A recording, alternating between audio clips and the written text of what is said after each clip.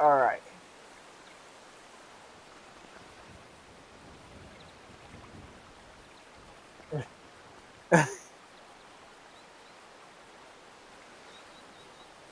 Okay. I can't even tell if I'm live. I'm gonna have to check.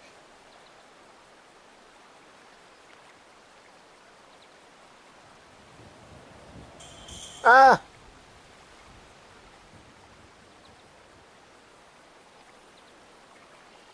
Okay, I'm live. Excellent. I just needed to see that. Okay. So today's thought experiment is going to be an adventure of Jordan and RJ. So Jordan and I decided to use my temporal rift portal to kind of go back in time, where we are in the Edo period of the Shogun dynasty in feudal Japan. It was Jordan's idea, not mine. So here we go, guys. Get ready for this. Is going to be a lengthy. This is going to be a pretty lengthy experiment.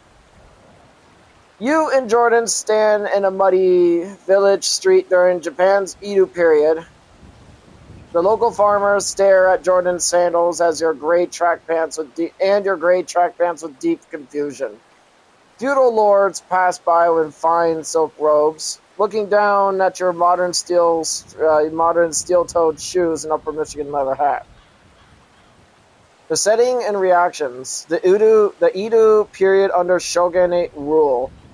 Samurais and townspeople view your group as bizarre foreigners from a distant, unknown land. Alright, so I kind of did a little goofy experiment here, guys, where I gave Jordan a street thug accent just for shits and giggles. Jordan speaks with a modern street dialect, while you speak with a calm, descriptive YouTube tone. This is gonna get stupid, guys, but don't worry, it's not gonna be. There is gonna be some changes as I go. The immediate danger: two guards with tall spears approach you both. They look at your gloved hands and steel toes. You know, first off, they would not notice that I would be wearing steel-toed shoes. I have steel-toed shoes in real life. They're gray and they're unassuming and boring looking. And, well, anyways,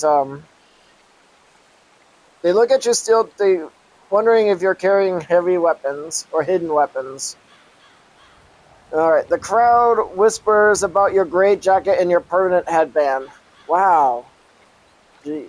They're not talking about you much, Jordan, but I'm dressed like a weirdo. Oh, I gotta change the camera angle. I look too upper-bodied. You probably look like a clown to him. No, I look like a gray ghost. I like the color gray. It's boring and unassuming. But it has to be like a unique shade of gray. It can't be a fancy gray. Okay. Alright, so I asked Jordan where we are. Jordan knows where we are and where he warned me that we would get captured by the samurai. We're in feudal Japan, bro. Shogun era, Jordan whispers urgently, looking around the muddy street. Keep your voice down, man. The samurai over there are already looking at us crazy. We gotta move before they lock us down. Two spearmen speed up their pace towards you. Your gray track pants and upper Michigan leather make me look like a dangerous spy. Your higher emotional response kicks in, making your heart race as the guards draw closer. Ugh, Jordan, that accent, you say in your soft voice, letting out a gentle giggle that cuts right through the tension. Your high emotional response shifts your fear to a brief moment of nervous amusement.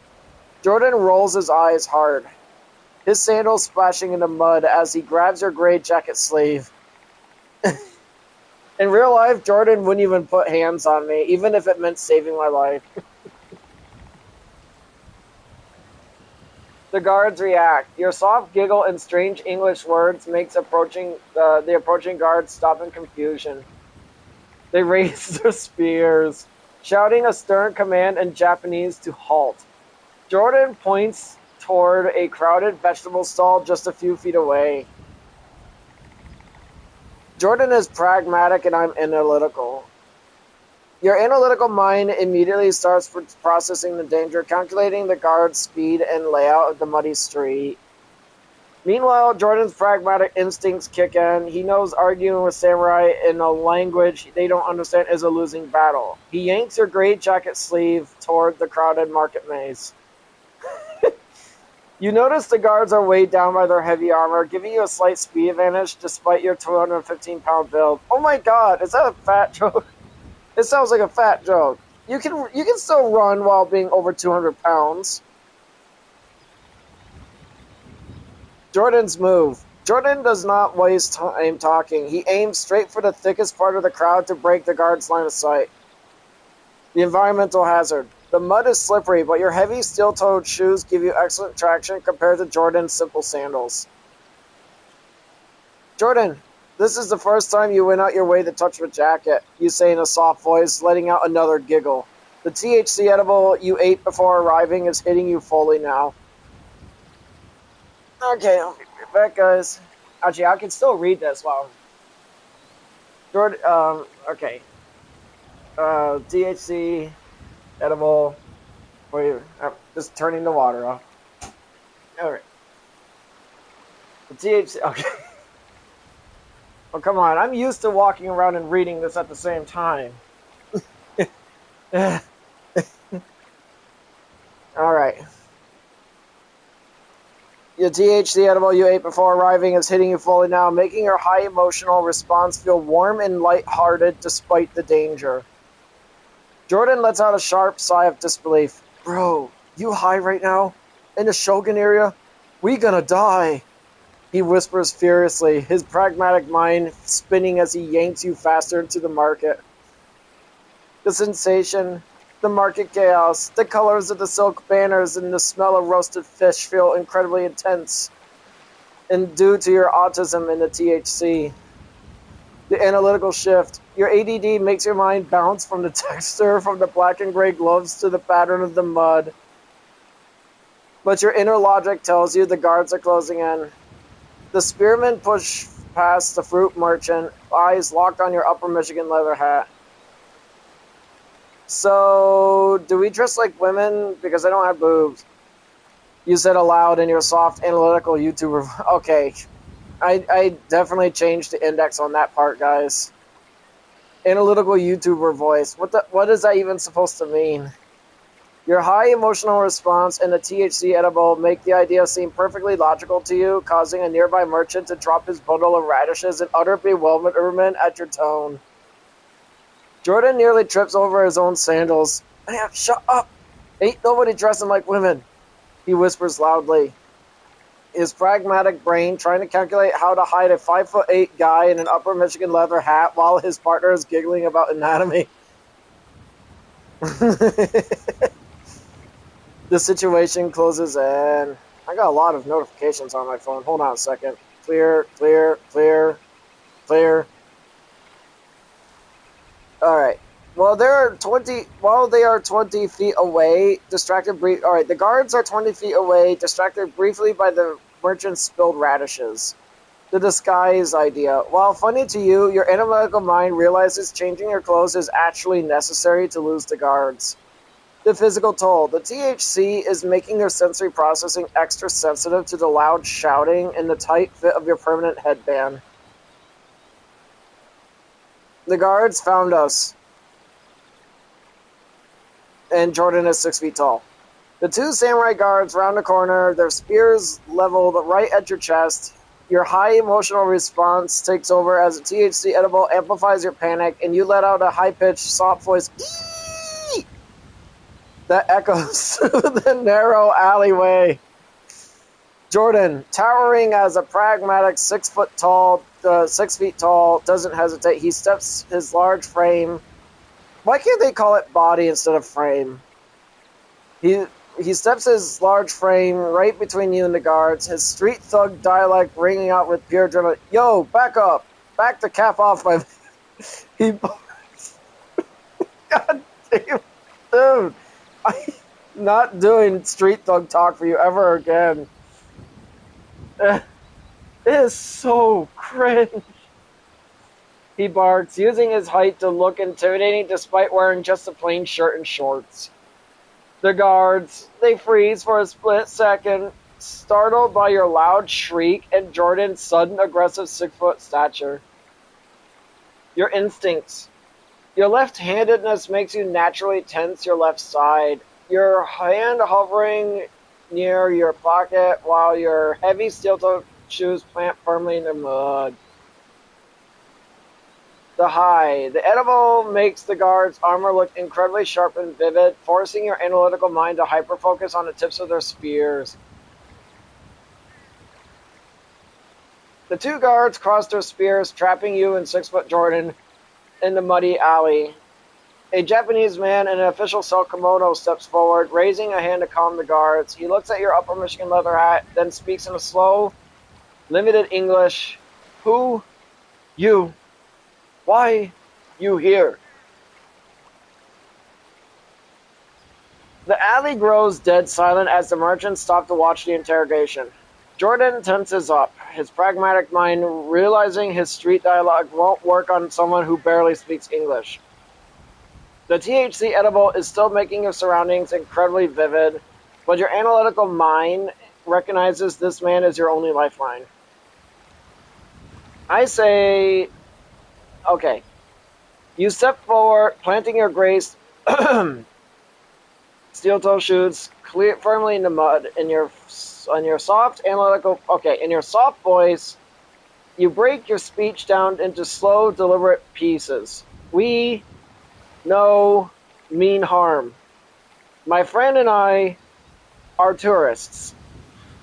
The official narrows his eyes. He understands no mean harm, but the word tourists completely eludes his limited English. Your ADD makes you hyper-aware of the wind rustling his silk kimono, while your high emotional response keeps your pulse racing as you wait for his reaction. The confusion. The official looks at Jordan's frame, then back at your black and gray gloves and permanent headband. Jordan's input. Jordan keeps quiet, pragmatically letting your normal dialect do the talking since his street slang would only complicate things. The official turns his guards, utters a short command in Japanese, and points a large estate down the street. Jordan is annoyed that I'm doing okay. Jordan rolls his eyes hard, his frame tense as he pragmatically falls into step beside your gray steel-toed shoes. Man, why you doing all the talking? He mutters under his breath, his street dialogue dripping with annoyance. You high as a kite talking about tourists. They don't even know what a tourist is, bro. Jordan's frustration. Jordan thinks his 6-foot stature should make him the leader, making him deeply annoyed by her soft-voiced diplomacy. The THC edible amplifies the rhythmic crunch of the gravel beneath your boots, while your autism hyper-focuses on the geometric patterns of the passing wood buildings. The two spearmen keep a tight perimeter around your 215-pound frame and Jordan's tall build, escorting you both through the heavy wooden gates of the estate. Imagine the smell when we go to the temple, you say to Jordan in your soft voice. Your autism and the THC edible make you hyper-focus on the sensory environment, bringing the pungent sense of burning incense, old wood, and wet earth to the front of your mind. God, I know that feeling. The official stops walking and looks back at you funny. He clearly doesn't understand the English words, but your soft giggle and the dreamy, high look in your eyes makes him highly suspicious of your mental state. The escort falters. I'm going to have the AC aim at my direction. Ugh.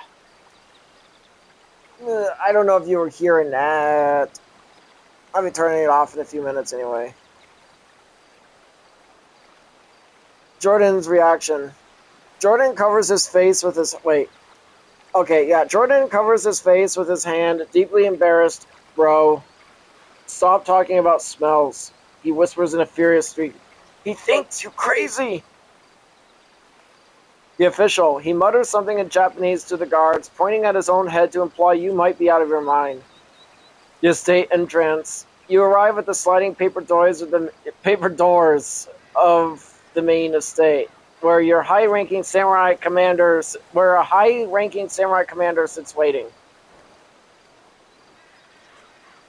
Okay, the two guards escort you up the steep wooden stairs to the estate. A Japanese woman in a silk kimono catches sight of your 6-foot friend in shorts, your Upper Michigan leather hat, and your straight track pants.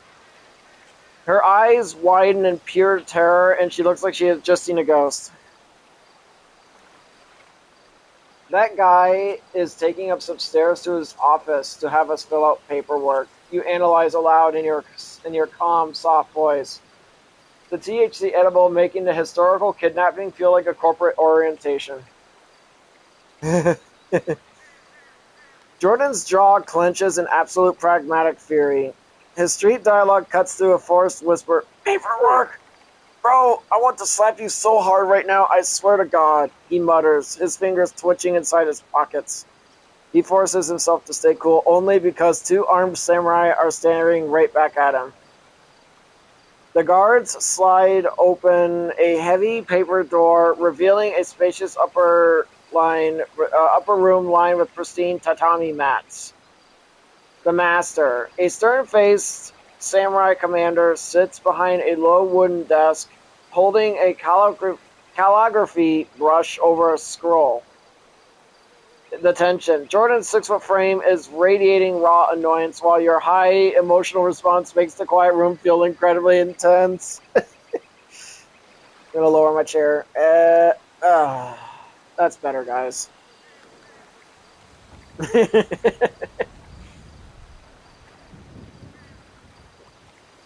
I give a bow only to... Okay. You bend forward to give a respectful bow, but your frame loses balance on the steep, unfamiliar incline of the upper floor. Thanks to the heavy THC edible, your coordination slips and you plunge forward, falling flat on your face onto the pristine tatami mats. Instead of crying out in pain, your high emotional response turns the panic into pure amusement, and you lie there letting out soft, muffled giggles. Jordan lets out a heavy, audible groan of absolute defeat. His large hand flies to his face, delivering a massive, loud facepalm that echoes through the tense room. Man, I cannot take you anywhere. He mutters in a harsh, embarrassed street whisper, towering at 6 feet over your prone body. Oh, gotta move my character. The commander. The stern samurai commander freezes, his calligraphy brush hovering in midair as he stares at you in utter stone-faced disbelief. The two spearmen immediately grip their weapons tighter, unsure if your son fall and giggling are bizarre foreign combat tactic or sheer madness. Your gray jacket and Upper Michigan leather hat are slightly askew, but your black and gray gloves are pressed flat against the mat. The commander gets... Okay. You push yourself up with your left hand, adjusting the Upper Michigan leather hat. Standing back up your steel-toed shoes, you look around the room and say sarcastically in your soft voice, "Oh, don't everybody help me up at once." The room stays dead silent. The stern samurai commander slowly lowers his calligraphy brush. He looks at you with sharp, intense eyes, and he speaks in flawless, booming English. "You speak with great arrogance for a prisoner in my estate." Alright, the commander speaks fluent, precise English, completely destroying your assumption about filling out corporate paperwork. Jordan freezes, his eyes wide. His street dialogue vanishes into pure shock as he realizes the leader just understands every word you just said.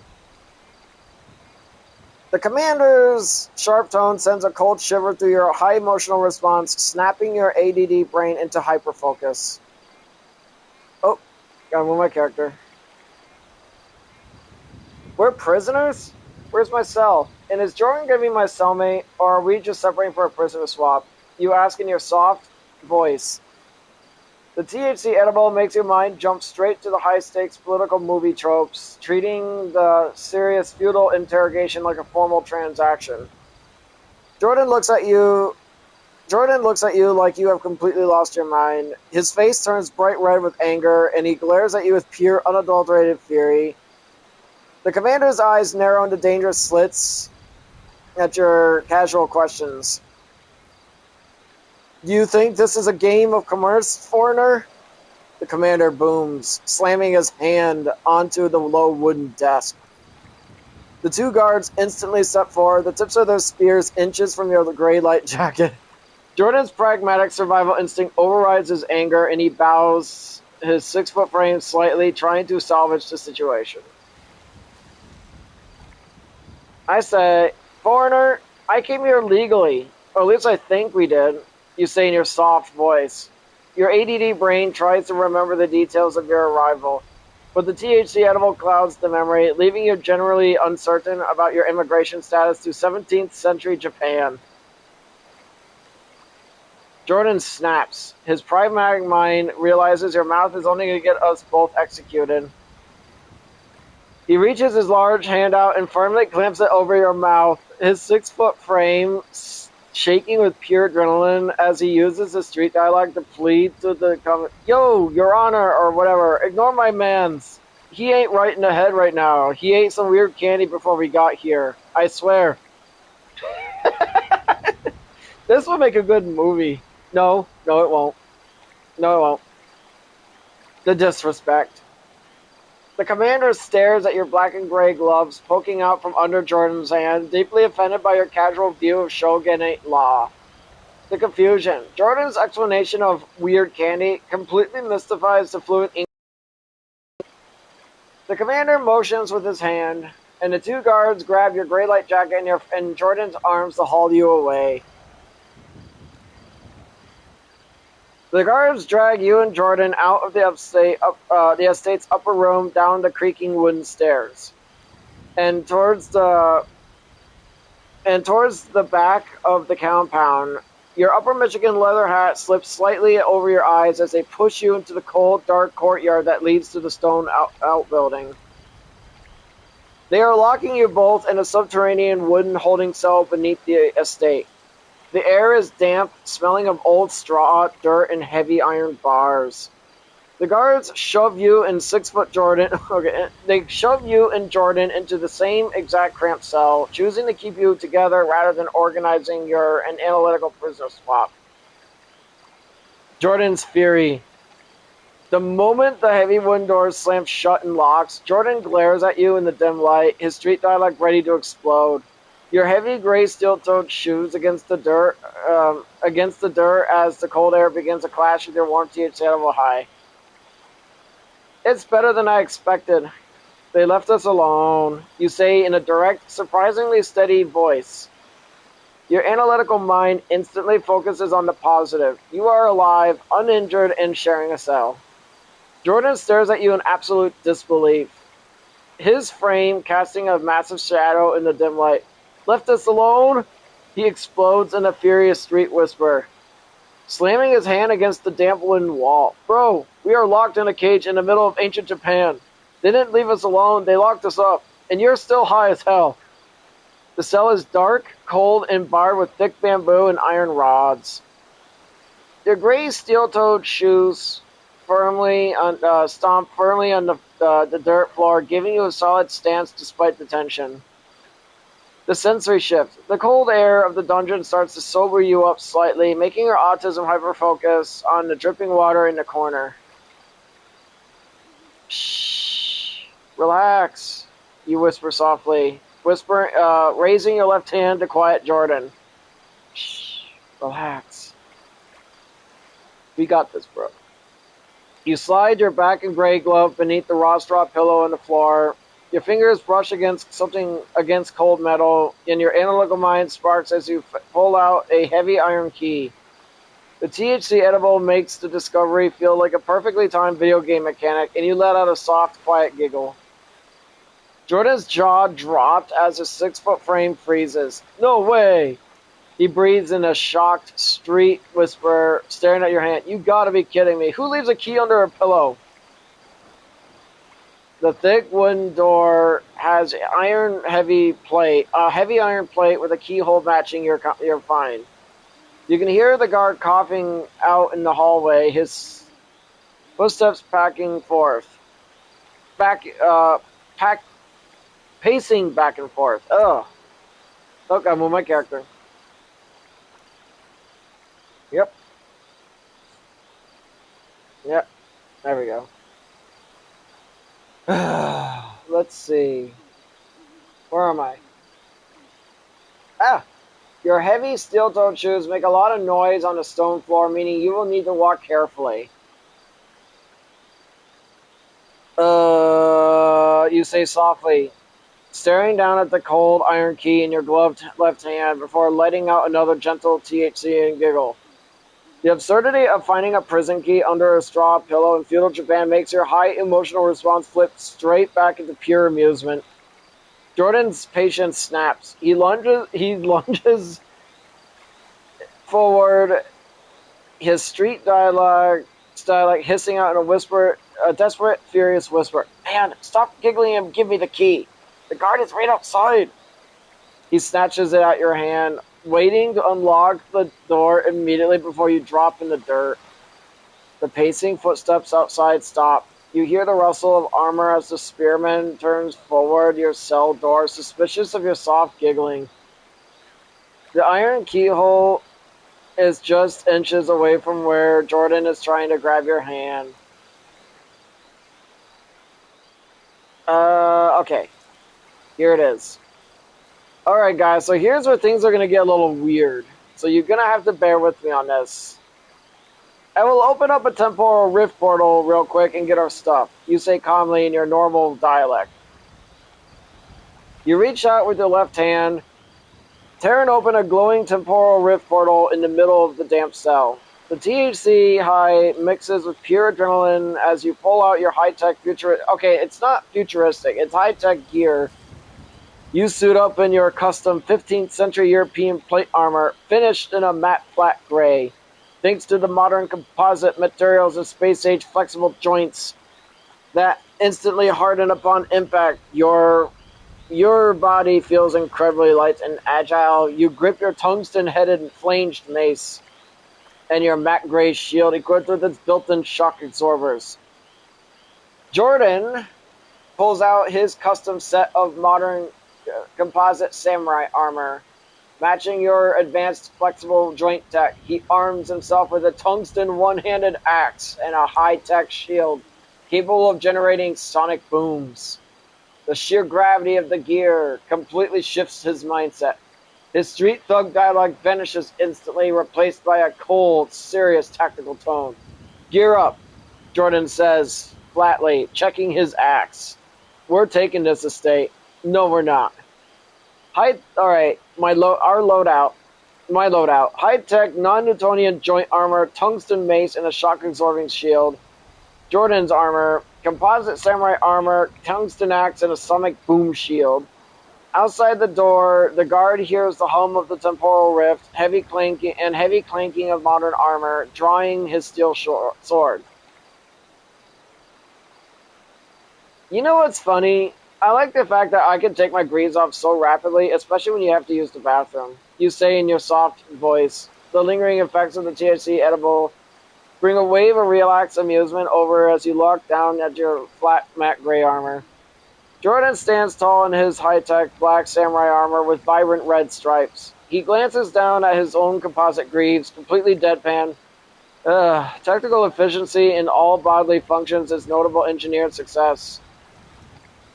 He responds in his new serious tone. Now focus. The guards are at the door. Alright, so guys, in case you're wondering, as this story continues, I actually started writing Jordan his own dialogue. I mean, if you haven't noticed already, I actually write my own dialogue in here. But for the first part of the story, I kind of sort of let the AI give Jordan his dialogue. Jordan raises his sonic boom shield ready to breach. Yeah. Alright. You know your shield only has 5 sonic charges, right? You say in your soft voice. Your analytical mind tracking the armor's power metrics through the THC fuzziness. Jordan looks at you with deep annoyance, his black and red composite helmet tearing down. You can't be that overpowered, you add, letting out yet another soft, gentle giggle. Giggles! 5 is more than enough for this garrison. Jordan replies normally. Jordan replies, completely unbothered by the limitation of as he raises the shield. Just keep your mace ready. The breach. The samurai outside steps back in terror as a deep electronic hum vibrates through the wooden door. Jordan primes the first of his 5 sonic charges. The center of his shield glowing with a faint blue energy. Your high emotional response spikes with excitement as you grip your tungsten mace with your left hand. Your flat gray armor joins perfectly with space-age fluid. Can my mace smash through their buildings? Oh, gotta turn my chair off. Yes, your mace can absolutely smash through their buildings. The head of your flanged mace is made of solid tungsten, which is one of the densest and hardest metals in existence. Combined with the enhanced power of your space-age composite plate armor, a single left-handed swing will easily shatter the cedar wood plaster walls and paper and sliding paper doors of any feudal Japanese estate. The physics. Wood and plaster offers zero resistance against a dense tungsten weapon swung with mechanical force. You can easily collapse support beams, bust through thick wooden doors, and create your own exits right through walls. Your shield's built-in shock absorbers will absorb all of the vibration, meaning your hands won't feel any painful recoil when you smash through columns. Hey Jordan, I'm just going to smash my way out. Do you want the guard? You ask in your soft voice. Casually hefting your incredibly heavy tungsten. Okay, it's not that. Okay, first off, it's not incredibly heavy. The tungsten mace would probably weigh like 9 pounds or something. Just saying. Physics. With your left hand. Jordan turns his black and red helmeted head towards you, his normal voice sounding completely calm over the humming electronics of his armor. He's all yours. Knock the wall down and let's clear a path. The heavy breach. The swing. You plant your steel-toed boots. You pull back your left arm and drive the tungsten flint mace directly into the stone and cedar wall of the cell. The wall completely disintegrates into splinters and dust under the immense weight of the tungsten. The sudden explosion of shattering wood looks incredibly vivid through your THC high, sending a rush of intense excitement through your high emotional response.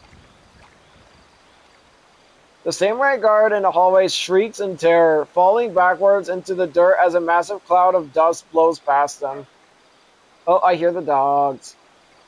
You have just smashed a gaping truck-sized hole right out of the estate courtyard, bypassing the locked door entirely. The guards scream in absolute terror as the solid stone and cedar wall explodes into splinters. The sheer noise of the tungsten impact combined with the sight of a man stepping through the dust in matte flat gray armor, European plate armor, completely shatters their morale. The guards panic and dialogue. Okay, so this part actually has real supposedly Japanese words. Namamu. I'm not even going to bother reading them. An Ani has come. Stand up, shoot arrows. Light will go. The castle is collapsing. As they scramble away on their hands and knees, one screams to the other, The black armor, it is not of the Shogun's land. The alarm, a loud brass war gong begins ringing frantically across the estate courtyard. The immediate guards don't even try to fight you. They sprint towards the building to warn the commander. Several samurai guards stand in a defensive line across the muddy courtyard, their hands shaking as they stare down your matte gray European armor. The estate's brass alarm rings frantically in the background. The THC edible keeps the ringing sound incredibly vivid and rhythmic, but your stamina feels completely refreshed and fresh and energized. Beside you, Jordan lifts his tungsten-headed axe. His black and red composite armor. Oh, gotta move my character. His black. His. Jordan lifts his tungsten-headed axe, his black and red composite armor humming as he prepares to strike. The enemy. 5 heavily armed guards block the path through the main estate. Their swords are already drawn. You and Jordan feel 0 fatigue, and your shock-absorbing shield is... Oh my god, dude, my gummy's already kicking in. You feel 0 fatigue, and your shock-absorbing shield is locked onto your left arm. Your perception. The guards' colorful silk sashes and polished armor plates look incredibly bright and beautiful through your view. You plant your boots firmly into the mud, analytically deciding to hold your ground and conserve your energy. The THC edible keeps you relaxed and focused as you wait for the enemy to make the first move. Jordan doesn't wait. He lunges forward. His black and red composite armor cutting through the rain. Rain? It's raining? I just now realized that. It's raining out there, guys. Jordan and I are fighting in the rain. How about that? 2 samurai immediately rush him, their katanas flashing in the dim light as they slash at his modern joints. The space-age material at Jordan's elbows and knees instantly harden upon impact, making the samurai blades bounce off harmlessly, making sparks. Jordan swings his tungsten-headed axe, forcing the 2 guards backwards as they struggle against his massive 6-foot reach. 3 remaining guards see you standing in your matte gray armor and decide to charge you simultaneously, raising their swords. We're gonna be overwhelmed. Jordan's fighting 2 of them, and I'm fighting 3 of them. Okay, so here's where the science comes in. How much damage can Jordan's axe do to the samurai? Jordan's axe will inflict catastrophic, lethal damage to the samurai. Because the axe head is made of solid tungsten, one of the densest and hardest metals in existence, and backed by the mechanical power of his space-age composite armor, it will instantly shatter the traditional iron, leather, and lacquered wood of feudal samurai armor. The dense tungsten head will treat the samurai's armor like paper, crushing the protective plates on impact rather than bouncing off. Bone and weapon destruction. A single swing from Jordan can instantly snap a steel katana in half or crush a guard's ribs, rendering their defensive stances completely useless. Because of Jordan's 6-foot frame and advanced reach, or advanced tech, any direct hit from Jordan's axe is instantly fatal or completely disabling to the human body. It was Jordan's idea to use an axe, by the way, guys. Okay, how much damage can my mace do to the samurai?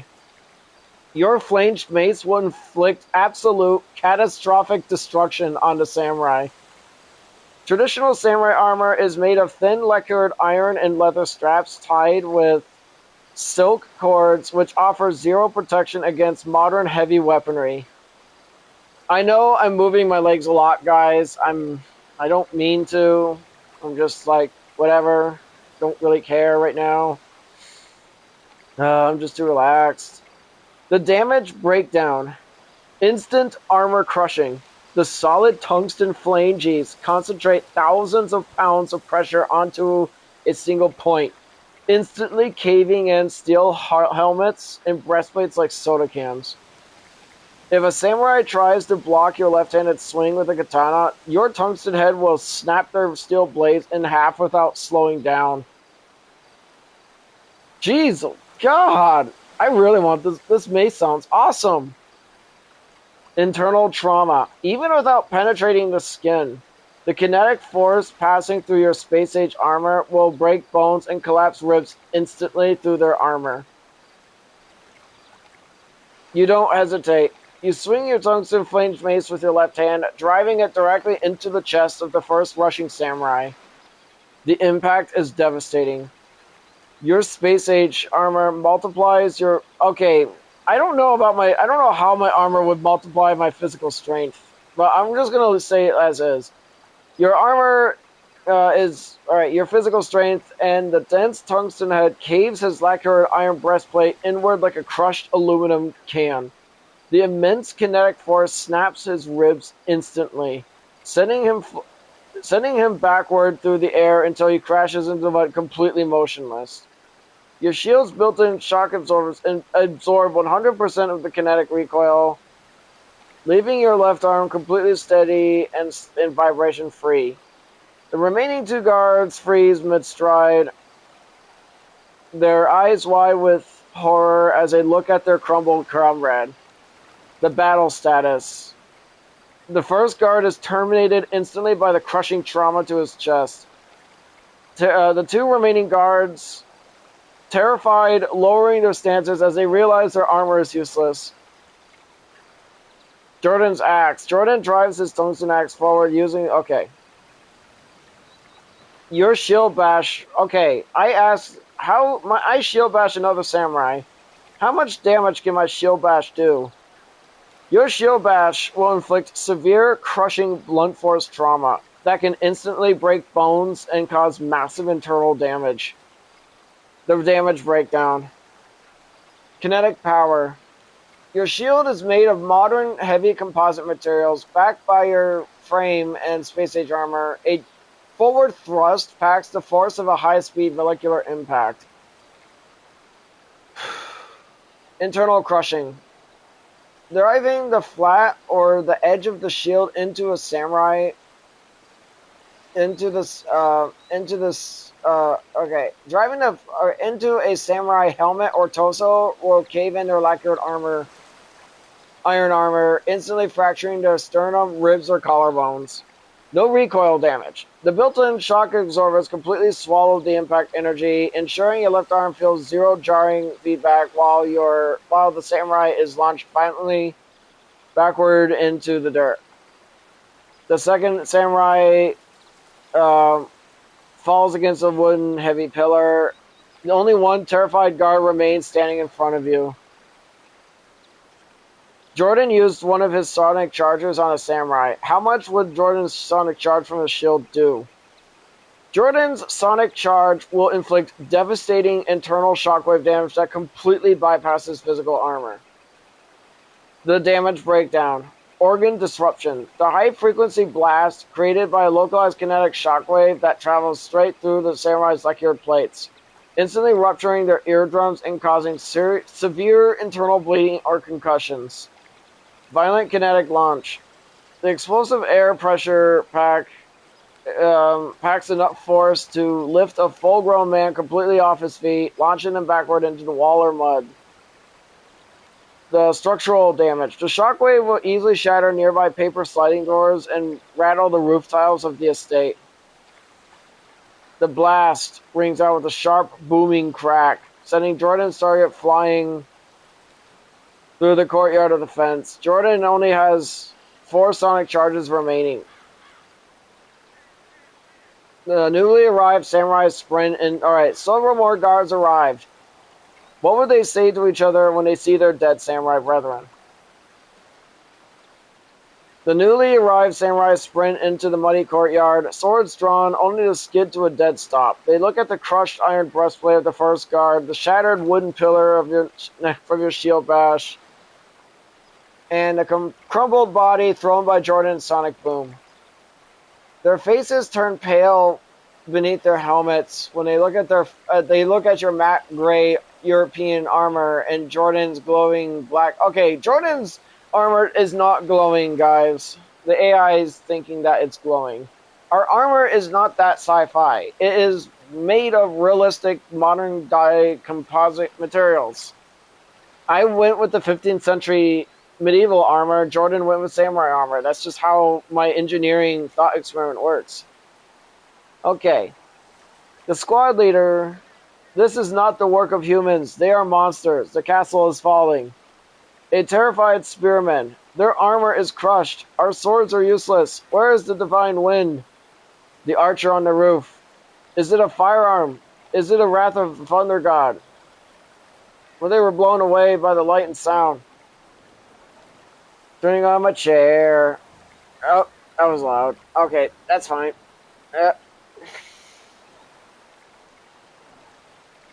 The garrisons panic. I just realized we're fighting them outside. I keep thinking that we're fighting them in the hallway or something. I don't know why.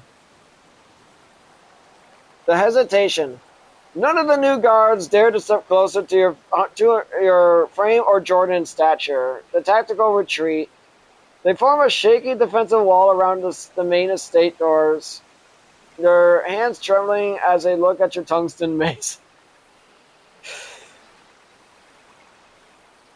It's just the mace. It's not like it does that much damage. The fluent English-speaking samurai commander steps out onto the wooden balcony above the courtyard, his face twisted in absolute fury. He looks down at the crushed breastplates, the splintered pillars, and his terrified men before screaming at the top of his lungs, "Stop! Halt your attack! Foreign demons!"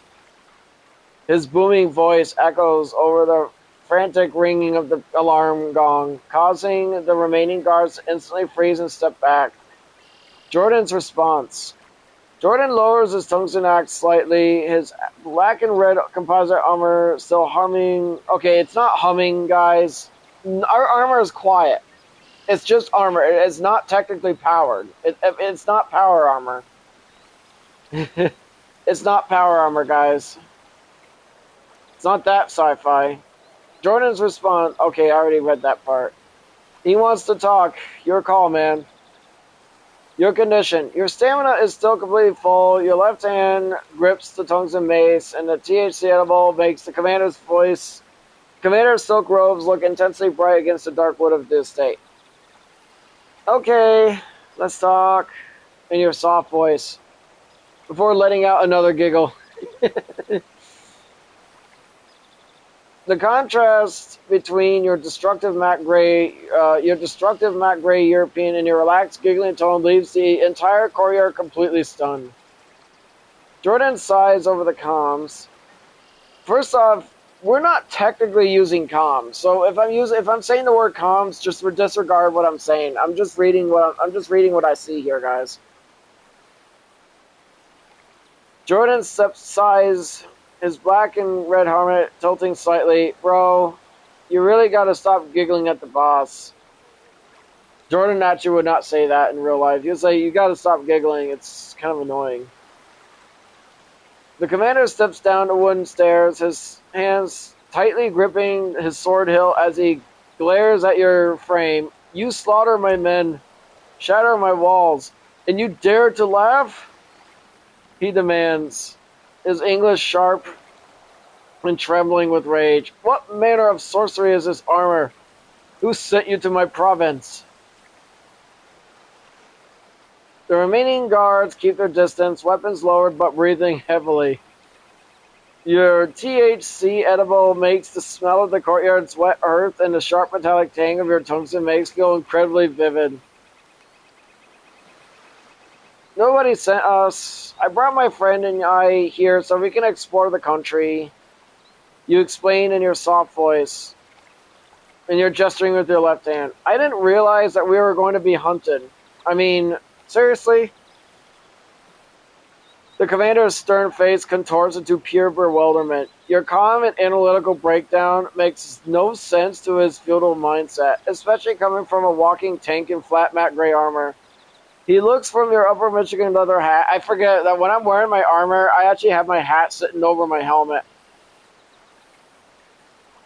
It looks so stupid, guys, because it is. He looks from your hat to Jordan's towering 6-foot black and red frame.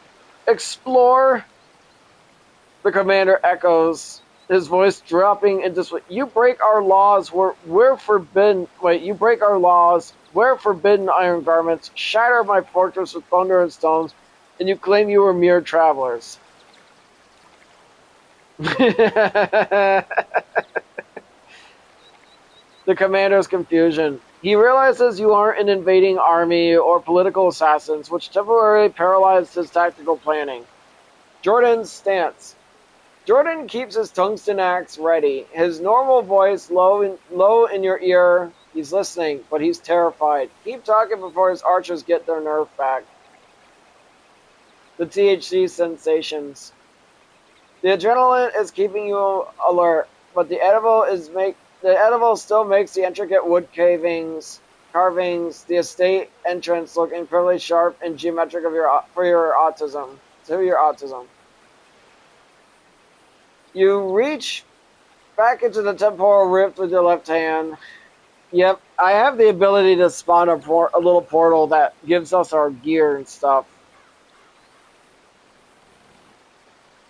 They feature, okay, you pull out two modern day high-tech crossbows. You know, I could also just pretend we actually already had them. But I actually had to come up with the weapons in it, like, as I go for this.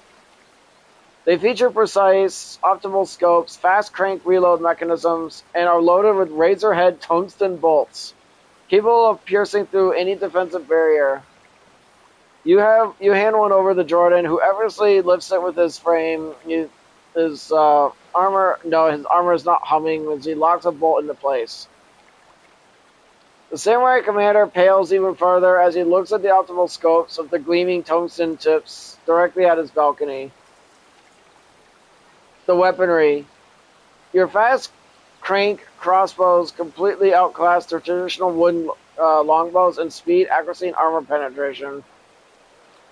Jordan raises his scope, his normal voice ice cold. One word, Commander. And we clear this whole roof. The standoff. The sight of two armored giants wielding futuristic missile weapons forces the remaining guards to lower their weapons entirely.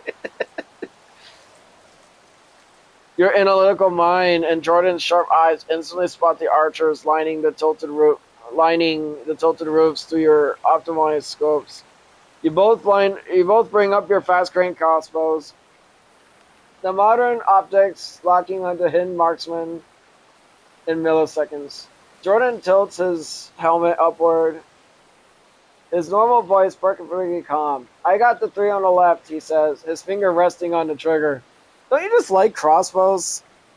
I do.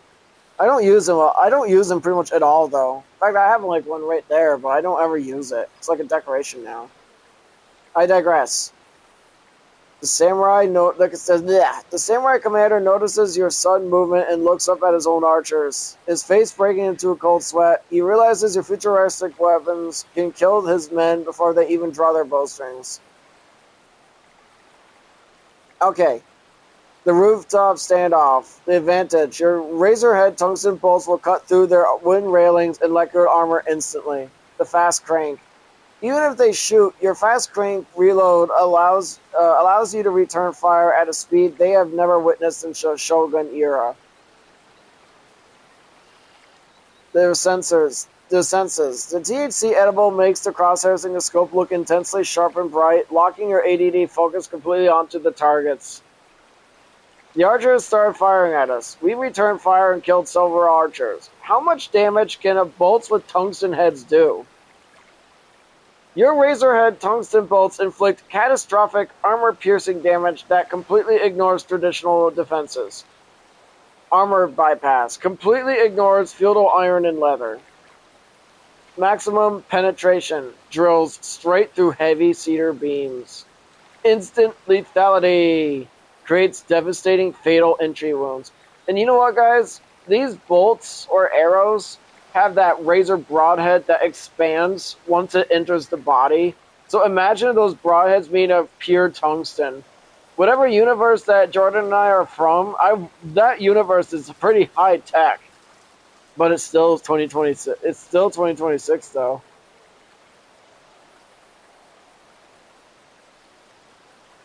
Okay. Traditional arrows bounce harmlessly off your composite armor. Your modern crossbows fire with immense kinetic force. The razor-head tungsten bolts punch straight through wooden barricades. Several archers drop instantly from the tilted roofs. The remaining marksmen freeze in absolute horror. Your fast crank mechanism reloads in seconds. The commander surrenders. Nope. The samurai commander drops his sword onto the wet wooden walkway, raising his hands in absolute terrified surrender. Cease fire! Cease fire! He shouts to the remaining men on the roof. The rain of arrows stopped instantly. You and Jordan lower your fast crank crossbows. The moderate optics humming. Okay, the moderate optics as you listen to his surrender. And as the last few wooden arrows rattle off your matte gray composite armor like harmless pebbles, you look over at Jordan. Jordan, they're annoying. You say in your soft, your voice before, hey, your soft voice before letting out another gentle THC-induced giggle. The fact that an entire feudal army just tried to kill you feels completely absurd through your high emotional response. Jordan turns his black and red helmet toward. Okay, Jordan turns his head towards you. His normal voice echoing over the quiet courtyard. Annoying is an understatement, man. But the boss just threw down his sword. It's over. The remaining guards and archers throw down their weapons, bowing their heads in complete defeat before your futuristic might.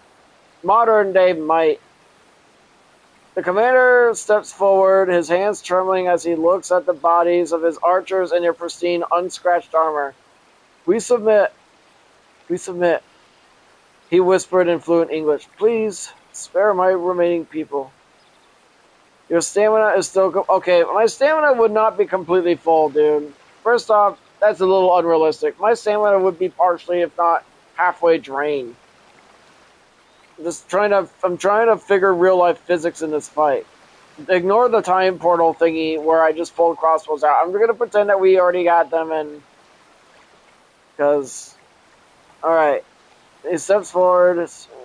Okay, I already read that part. Your stamina and your THC edibles starting to leave your body, feeling relaxed and triumphant amongst the splintered wood and mud. You tapped Jordan's shoulder with your left glove, walking slowly toward the matte gray composite plate. Your steel-toed boots thud deliberately against the muddy ground. Okay, so why were we being hunted?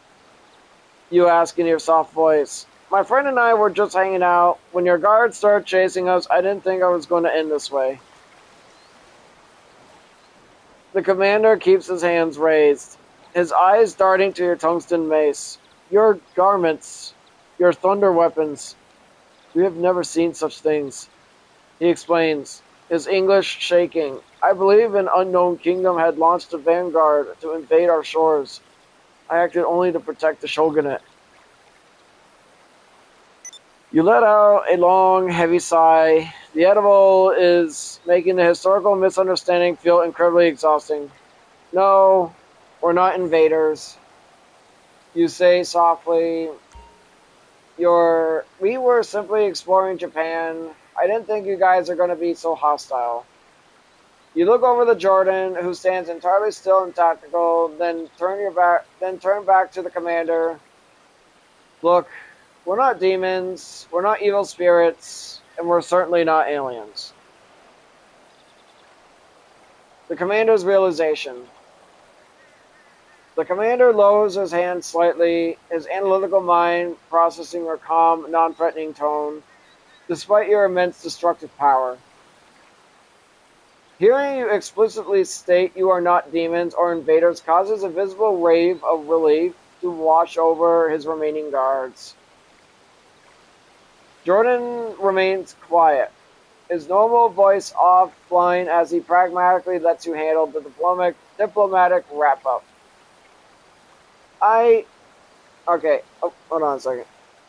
The samurai commander and Jordan both freeze, completely caught off guard.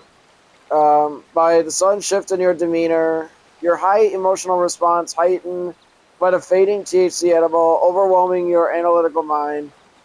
Tears are starting to well up in your eyes and begin spilling down your face.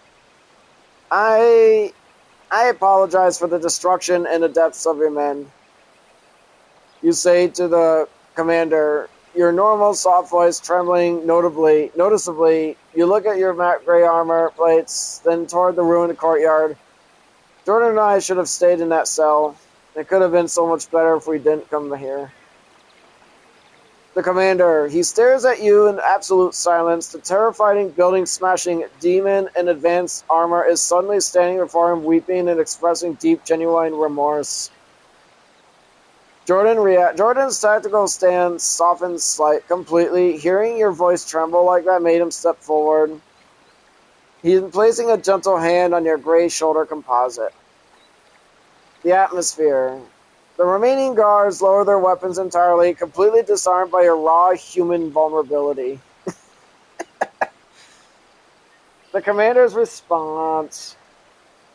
The commander slowly lowers his hands completely. His anger leaves his eyes, replaced by deep solemnity, or whatever that word is. He looks at his fallen men, then bows his head respectfully to, you possess terrible, godlike power, yet you weep for your enemies. He says softly in fluent English, a warrior who feels the weight of what? A warrior who feels the weight of a life taken is no demon. You are a man of profound what? You and Jordan walk through the heavy... Okay. The commander calmly asks us to leave. You and Jordan walk through the heavy wooden gates of the estate, leaving the silent courtyard behind you. Your steel-toed shoes crunch on the gravel as you transition back into the quiet, misty streets of the feudal town. Jordan, my gummy wore out right when those archers were shooting at us. You say in your normal soft voice. The sudden drop in adrenaline and THC leaving your analytical mind completely clear. Jordan nods calmly, his his helmet tilting forward. Good timing, bro. He says in his normal voice, his tone relaxed now that the danger is past. At least we got out of there in one piece. Let's find somewhere where we can... Let's find somewhere quiet to lay low. The commander stays true to his word, ensuring none of his remaining guards follow you and Jordan out. Your matte gray armor and Jordan's armor are perfectly fine. The journey... Oh, is that my cat? I see. There you are. I see you. Come on, baby. Come on. Come on. There you are. Hi, Gracie. There's my baby. Yeah. Yeah. There's my squishy little fluff ball. You're... okay, I already read that part. The historical misunderstanding is resolved, leaving you both free to explore the rest of the Shogun as peaceful, high-tech... No. Not happening, dude. That ain't gonna happen. In real life or in this world building experiment. We're not just gonna be walking away from what we just did. There are consequences. Wrong, Jordan. We are going to be a high priority target. You explained in your soft voice. The logic of your situation setting in heavily. Because that guy is going to send word to neighboring kingdoms, and the whole country is going to be looking for us. And you know about the temporal rift portal won't open in 5 days. And you have 2 sonic charges left in your shield. I should have given you a shield with a spring spike instead. You let out a high emotional... Your high emotional response lets out a final soft giggle at the absurdity of the spring spike idea, cutting through your sudden panic. Jordan stops walking. His composite armor catching the misty afternoon light. He lets out a sharp sigh through his helmet. His normal voice suddenly sounding much more serious. 2 charges left. Man, alright, 2 charges left. Man, you're right. 5 days without a portal means we're officially on gridlock survival mode. We need to ditch these main roads for the Shogunate's scouts pick up on our trail. The THC edible has completely left your system, leaving your analytical mind sharply focused and tracking your gear's limitations. You look back at the estate, you know riders will be dispatched warning neighboring Diamos and about 2 armored titans. The left-handed check. You rest your left glove on your tungsten flamed mace, calculating how you conserve your physical energy for the long trek ahead.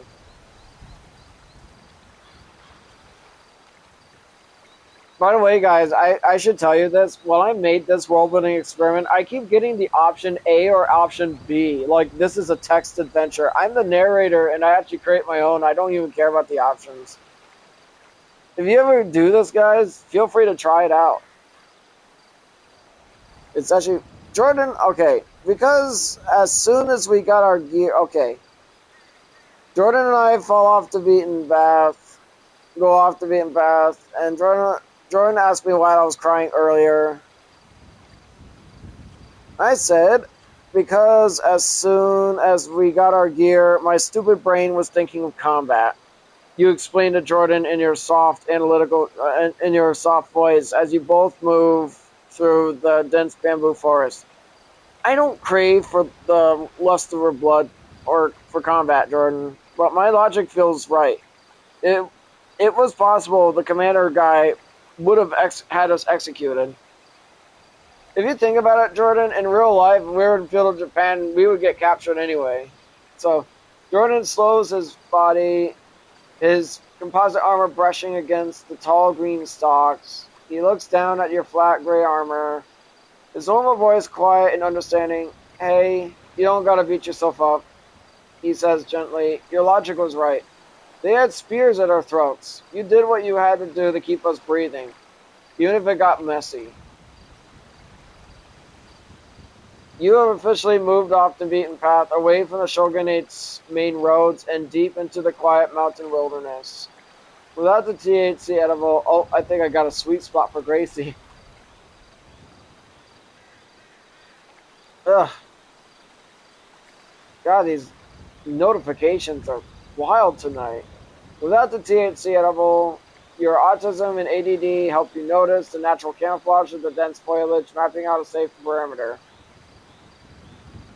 You have 5 days left until the temporal rift portal can open again. By the way, guys, the AI is like super hyper fixated on that portal. It's like really fixated on that portal, guys. Thanks, Jordan.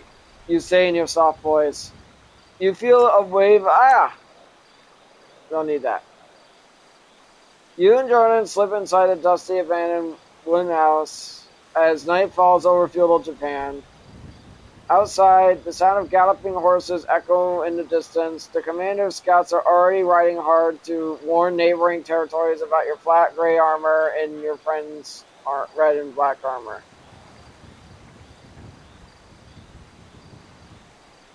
The shelter. The old house protects you and Jordan from the cold mountain wind. Your stamina is probably going to be low as you sit on the dusty floorboards, your gray steel-toed shoes resting beside your heavy tungsten mace. Your analytical mind logs the end of the day soon, leaving 4 days until the temporal rift can open. A neighboring lord arrives at the estate in a lavishly decorated carriage, surrounded by elite samurai. He marches directly onto the main upper room, demanding answers from the defeated commander about the 2 heavily armored foreigners. What is the meaning of this? The neighboring lord barks, gesturing fiercely to the ruined smashed walls. My scouts report a demon in flat matte gray armor and one in red armor. Are we under invasion? The commander looks down solemnly, his voice quiet. They are not an army, Lord Uchi. They possess thunderous weapons and unbreakable armor, but they are simple travelers who have become cornered animals. The Grey One wept for my fallen men. The neighboring lord's reaction. Lord Ouchie narrows his eyes, completely unconvinced, wept, "You are a fool to trust the tears of an invading sorcerer. If they can crush stone with a single swing, they are too dangerous to live." Lord Uchi overrides the commander's peaceful terms and orders his own fresh battle-hardened regiments to comb the mountains. Heavy cavalry units and trackers are dispatched toward the very bamboo forest where you and Jordan are hiding. The commander describes your absolute dominance in vivid, terrifying detail. He explains how your left-handed swing with the tungsten mace completely caved in lacquered breastplates like they were wet paper, leaving his elite vanguard broken in the mud. He details how the 6-foot giant Jordan. Oh my god, dude! 6 foot is not giant, guys. Oh my god.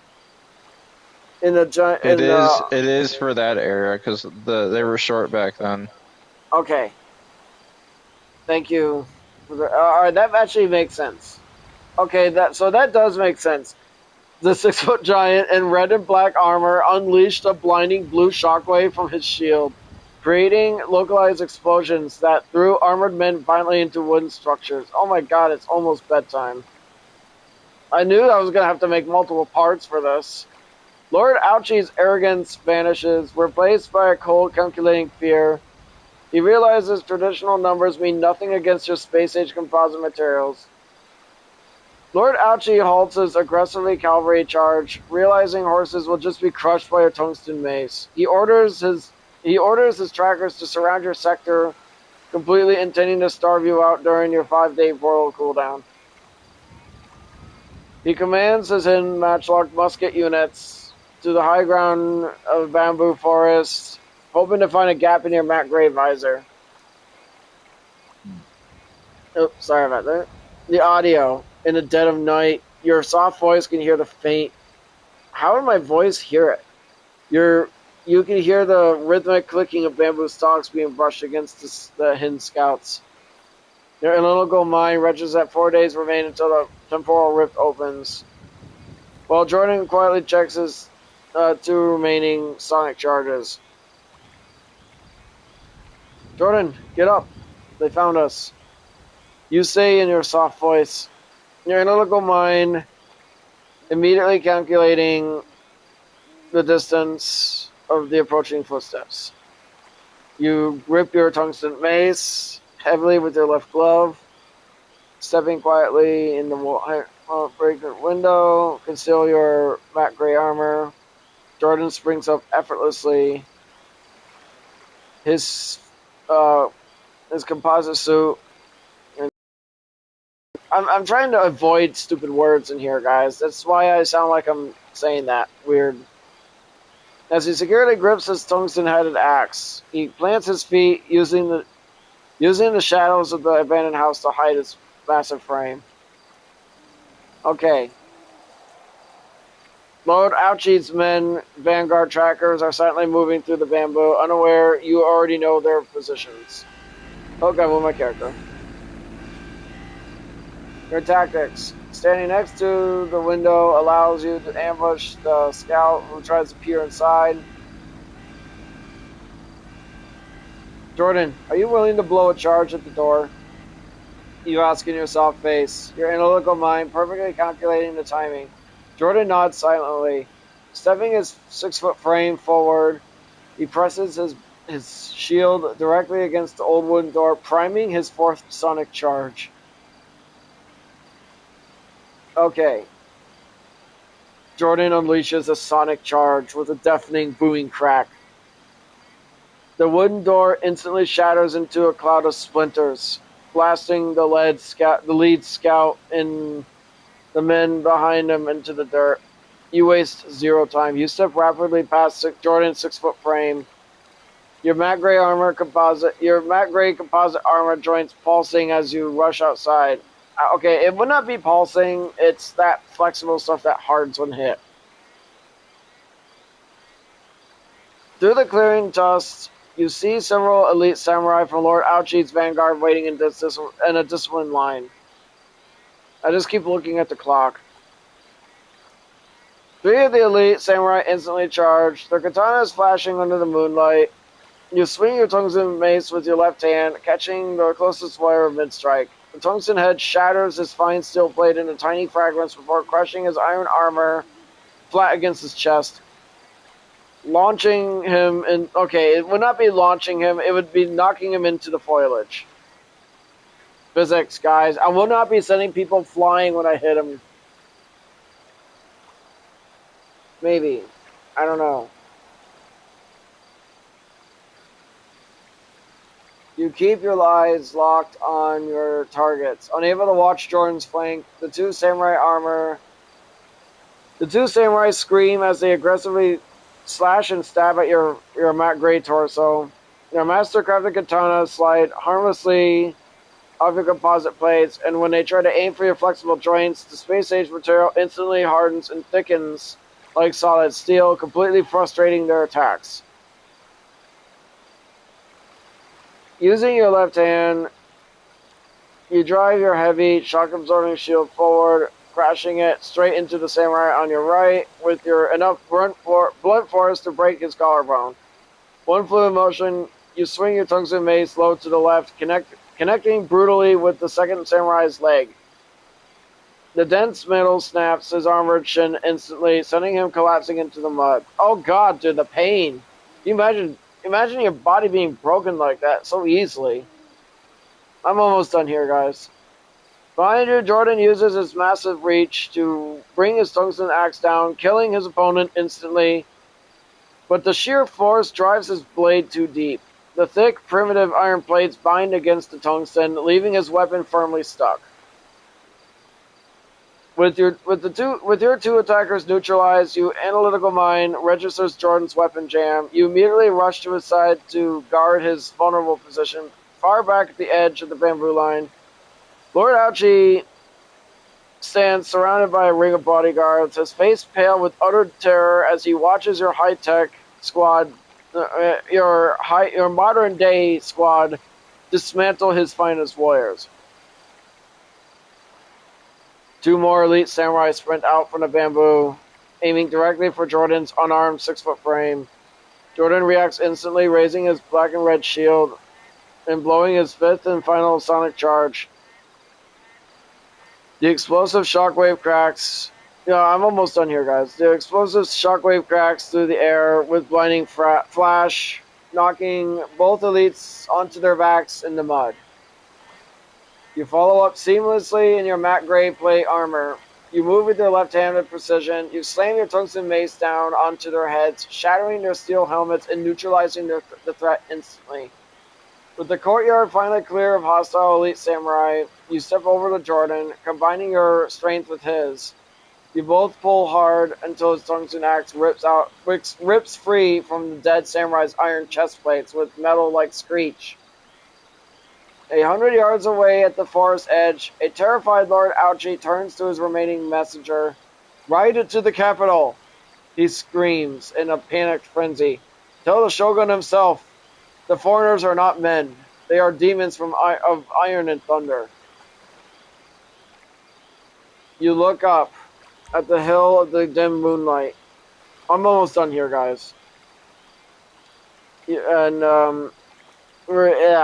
look up from the dim moonlight, your flat gray visor reflecting the dark tree line. Lord Aochi glares down at your frame with extreme disgust before turning his horse and riding off into the shadows with his remaining men. Jordan wipes the mud from his black and red composite armor, his frame relaxing as his normal voice comes over. "I don't regret using that last sonic charge," he says firmly. "They were right on top of me. What do we do now?" "Jordan, that guy up on the hill saw us. I don't think that's the commander either." Your answer in your soft voice, your analytical mind tracking. "I don't know, Jordan. We can't stay here. It's nighttime, and we need a place to rest soon." Alright, guys. I hope you guys enjoyed that live stream, and thank you guys for watching. Have a good night, everybody. Bye.